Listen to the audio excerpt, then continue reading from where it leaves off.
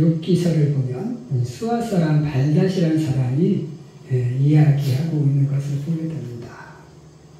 오늘 수아 사람 발닷이 하는 말 중에 모든 성도들이 좋아했고 많은 그 액자라든지 성구가 기록돼서 식당이라든지 집에 이것이 이렇게 벽에 걸려있는 것을 보게 됩니다. 내 시작은 미약하였으나 내 나중은 심히 창대하리라. 정말 우리가 좋아하는 말이죠. 정말 좋아하는 말입니다. 정말 멋진 말입니다. 그런데 이 멋진 말이 과연 하나님이 이 멋진 말을 좋아하셨을까? 라는 것이었어요. 저는 제가 이렇게 목사가 되기 전까지 이 욥기서를 읽으면서 저는 욥기서가 참 이해가 안 됐어요. 분명 이 욥의 세 친구, 욥이 고난을 당하고 나서 욥의 세 친구가 와서 이렇게 엘리바스, 소발, 그 다음에 오늘 본문에 발닷 이런 사람이 이렇게 얘기하는 것을 보면 구구절절 정말 옳은 말들이에요. 그런데 반면에 욥은 어땠어요? 욥은 내가 왜 태어났지? 하나님 왜 나를 태어나겠지? 왜 나를 태어나서 나를 이렇게 힘들게 하지? 늘 불평이었어요. 그렇게 불평하는 욥의 말, 많은 말들이 대부분 불평이었고, 물론 그 중에서도 간간히 하나님 나를 연단하시고 내가 정금같이 나오리라, 하나님께서 내게 주셨으면 하나님 싫어하는 것도 당연한 것 아니냐, 옳은 말도 물론 옳은 말도 해요. 그런데 거의 한 80~90%는 불평의 말이었어요. 그런데 뒤에 가서 보면 42장 쪽에 40장 쪽에 가서 보면 하나님께서 이 엘리바스와 소발, 발닷 이 사람의 말을 책망을 합니다. 너희들이 잘못된 내 종 욥과 같이 옳지 못하였다라고 이렇게 책망하고 욥을 옳다고 인정을 해주십니다. 저는 이것을 보면서 처음에는 이해가 안 갔어요. 왜지? 왜일까? 이런 궁금증이 참 많았었어요. 이번 주에도 설교를 이렇게 묵상하면서 참 금요일까지 설교가 안 떠오르더라고요. 그런데 일이 저희 치이다 보니까 바빠서 이제 깊이 묵상할 시간이 없었는데 묵상을 하다가 마침 제가 읽고 있었던 게 지금 욥을 읽고 있어요. 욥을 보는데 욥을 읽다가 문득 말에 대해서 좀 한번 말씀을 묵상해 봐야 되겠다. 우리 사람들은 참 말을 많이 하고 살잖아요. 그죠? 우리는 참 말을 많이 하고 삽니다. 물론 말을 적게 하는 사람도 있지만 우리는 말이 아니면 이렇게 사람이 살아갈 수가 없어요. 말을 해야만 살아갈 수 있어요. 그런데 우리는 그 말 때문에 상처를 받기도 하고 또 때로는 그 말 때문에 위로를 받기도 합니다. 저도 지금 목사면서 참 말을 조심해야지, 말을 참 잘해야지 라고 생각하지만 그러나 어느 순간 갑자기 또 감정이 복받치다 보면 또 언성이 높아지고 또 약간 또 격한 말을 하게 될 적도 있어요.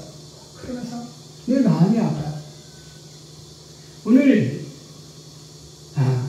저는 그래서 이 욥기서를 보면서 우리 속에 말이 중요한데 그 말 중에는 멋진 말이 있고 그 말 중에는 좋은 말이 있고 그 말 중에는 나쁜 말이 있다. 그래서 오늘 우리가 이 세 가지의 말, 멋진 말, 좋은 말, 나쁜 말 한번 우리가 함께 상고해 보면서 우리 은혜 나누기를 원합니다. 첫 번째로 멋진 말이 있습니다. 자, 멋진 말. 멋진 말은 정말 우리가 듣기에 참 좋아요. 야, 정말 멋있다. 정말 좋다. 진짜 그런 느낌을 우리가 받잖아요. 내 시작을 미약하여서 내 나중을 힘이 창대. 얼마나 좀 멋져요, 그죠? 그런데 이 멋진 말이 욥을 위로했나요? 욥을 위로하지 못했습니다. 왜 욥을 위로하지 못했을까라는 거예요.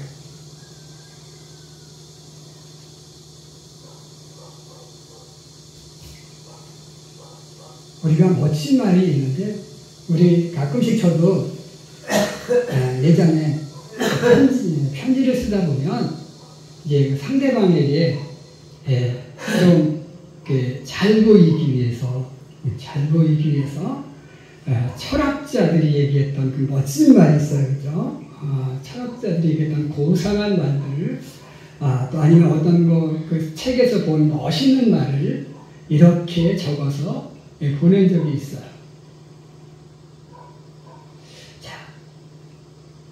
자, 이 멋진 말을 하는 데에는 약간 의도가 있습니다. 뭐냐면, 나를 드러내고 싶어 하는, 내가 이런 걸 알아 라고 하는 그런 어떤 자기를 자랑하고픈 그런 마음이 좀 담겨 있어요. 자, 그러다 보니까 멋진 말에는 상대방보다 내가 너보다 이만큼 알고 있어, 내가 너보다 이만큼 나아 라는 그런 약간의 교만한 마음이 담겨 있을 수 있다는 거예요. 그러다 보니까 상대방이 받아들이기에는 조금은 부담스러울 수 있고, 또 오늘 이 본문의 이 발닷의 이 말은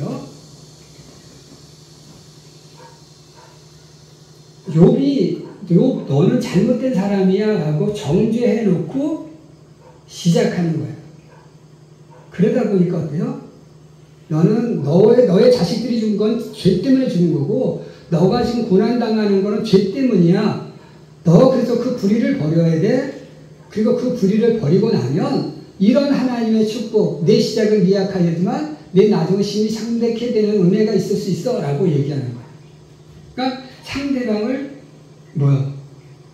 정죄해놓고, 너는 잘못된 사람이라는 것을 정죄해놓고 그 속에서 말을 하기 때문에 그 속에서 그 멋진 말은 상대방이 받아들이기 어렵다는 거죠. 욥은 지금 자신의 죄 때문에 고난받는 게 아니잖아요, 그죠? 욥은 그걸 인정할 수가 없었던 거예요. 그러다 보니까 그 말이 아무리 멋져도 욥에게는 생명력이 없는 거예요.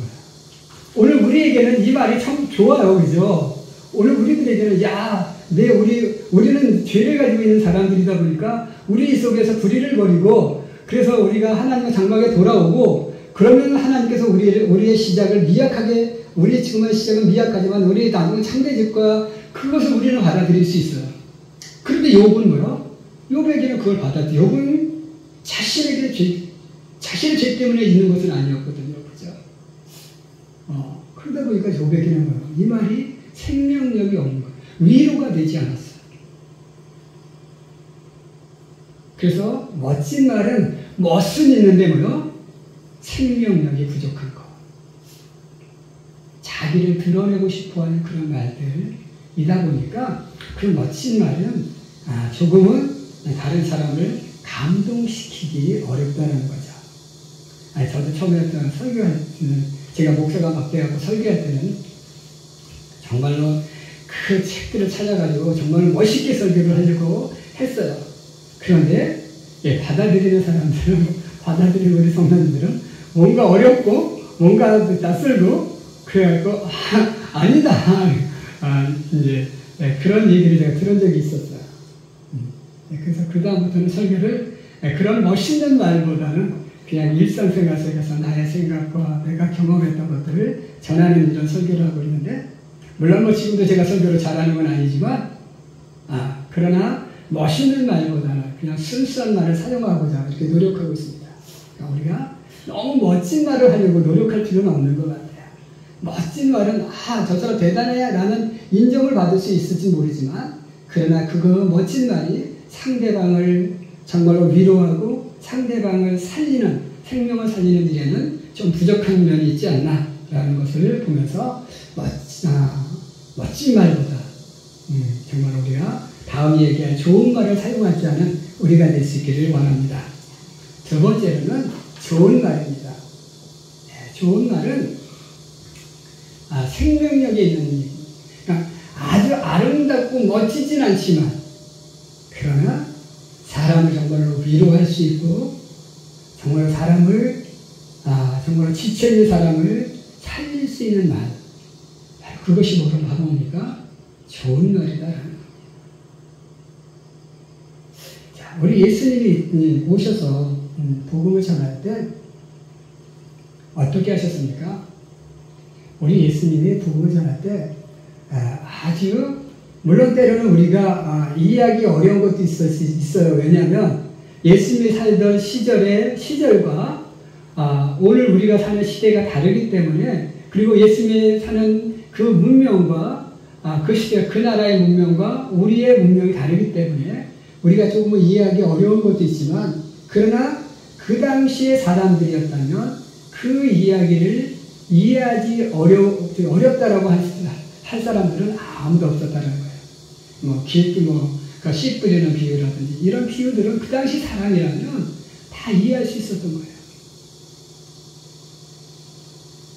그들의 농사법을 알고 그들의 환경을 알면 그런 비유들은 아주 쉽게 이해할 수 있는 그런 말들이었다는 거죠. 예수님은 아주 고상하고 아주 철학적이고 이런 단어가 아니라 우리 일상 속에 있는 그것들을 가지고 그것을 이야기하면서 복음을 전하려고 했다는 거예요. 그리고 그 복음을 통해서 사람들은 위로받고 사람들은 열광하고 사람들은 예수님을 늘 찾아다니는 그런 모습을 보였던 것을 보게 되죠. 그러니까 멋진 말보다는 그냥 쉬운 말, 그냥 우리 일상 속에서 있는 정말로 그런 단어로 상대방을 위로할 수 있고 상대방을 격려할 수 있는 우리가 상대방을 위로하는데 고상한 말이 필요하겠어요, 그죠? 아파 있는 사람에게 엄청난 어려운 말로 그 사람을 우리가 이야기한다고 해서 그 사람이 그 고상하고 어려운 말로 인해서 저 멋진 말을 해줘서 정말 고마워 그렇게 감동하지 않는다는 거죠. 아파 있는 사람에게 필요한 말은 뭐예요? 빨리 나았으면 좋겠다. 나는 진심으로 너가 빨리 나았으면 좋겠다. 빨리 잘 걸어다닐 수 있었으면 좋겠다. 정말 일상의 회복을 했으면 좋겠다. 이런 정말 쉬운 단어로 마음이 담겨 있으면 마음이 담겨 있으면 쉬운 말을 통해서도 상대방을 위로할 수 있어요. 그래서 좋은 말은 뭐냐? 마음이 담긴 말이다라는 거죠. 내 마음이 담겨서 상대방을 진실로 복종하고 그래서 정말 그 말이 상대방을 위로할 수 있고 격려할 수 있다면 그리고 그 사람을 다시 세울 수 있다면 그 말이 바로 좋은 말이에요. 오늘 우리에게 필요한 말 바로 이렇게 상대방을 격려하고 상대방을 위로할 수 있는 그런 마음이 담긴 그런 말을 하며 우리가 살아갈 수 있기를 정말로 주님의 이름으로 간절히 축원해 드립니다. 마지막 세 번째로 나쁜 말입니다. 나쁜 말은 뭘까요? 오늘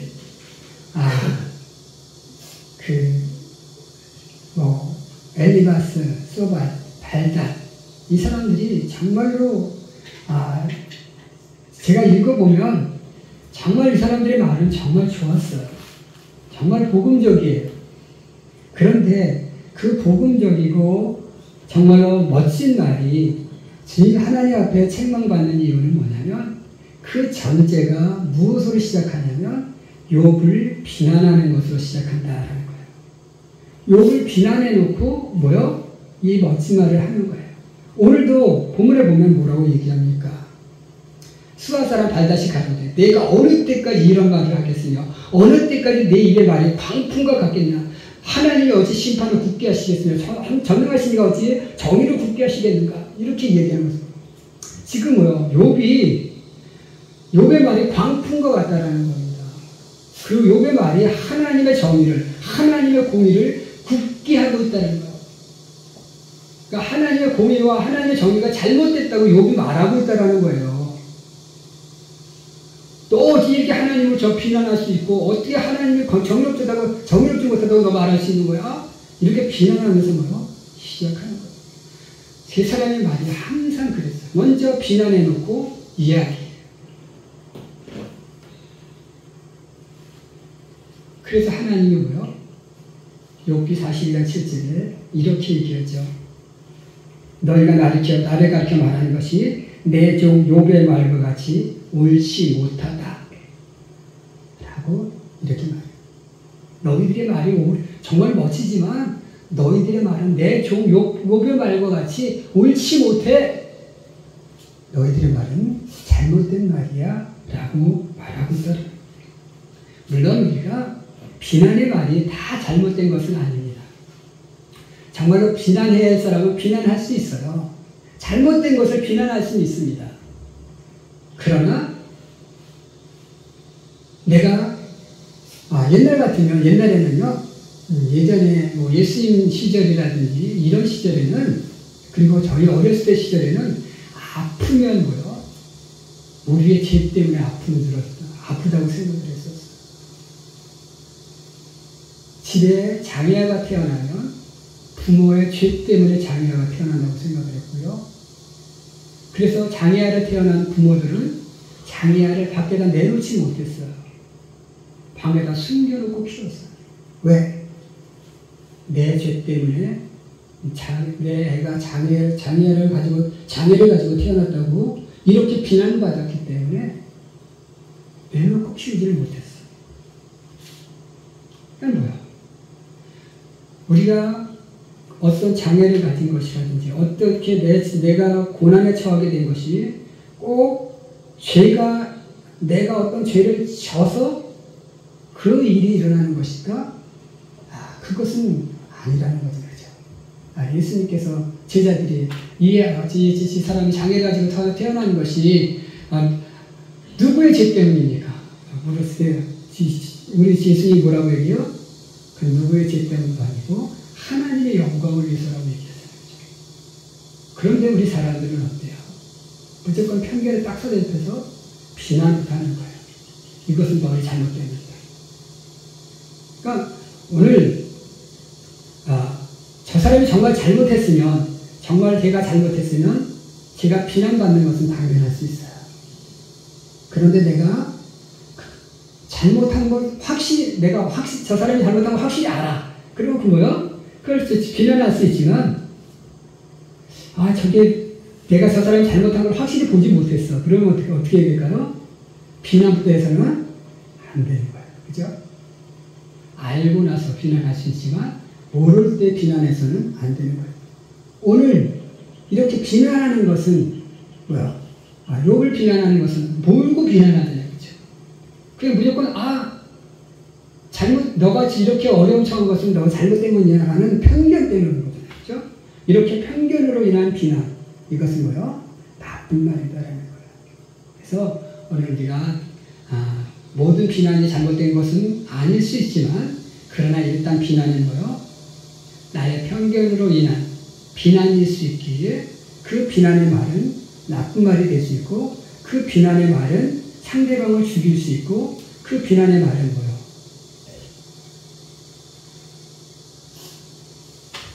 서로에게 상처를 주시더라고요.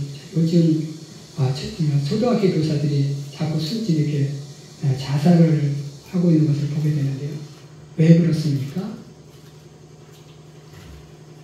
내 권리만 주장하고 상대방의 권리를 인정하지 않은 채 상대방이 무조건 잘못됐다고 비난하는 그런 협박성 말들 때문이잖아요. 그죠? 오늘 이런 비난의 말은 나쁜 말이고, 정말 그러기에 우리가 비난을 하기에 앞서 한 번 정도 좀 생각해 볼 수 있는, 그래서 정말 비난받을 사람은 비난받아야 되겠지만 그러나 무조건 비난하지 말자. 그래서 이런 나쁜 말을 되도록이면 사용하지 않는 그런 우리가 될 수 있기를 원합니다. 우리 속에 멋진 말이 있고 좋은 말이 있고 나쁜 말이 있는데 그 중에 우리가 해야 될 말은 정말 좋은 말을 많이 해서 서로가 서로를 격려하고 서로가 서로를 위로할 수 있는 그런 좋은 말로 정말로 가정을 살리고 사람을 살리고 생명을 살리는 그런 말을 하며 살아갈 수 있는 우리가 될 수 있기를 주님의 이름으로 간절히 축원드립니다. 기도하겠습니다.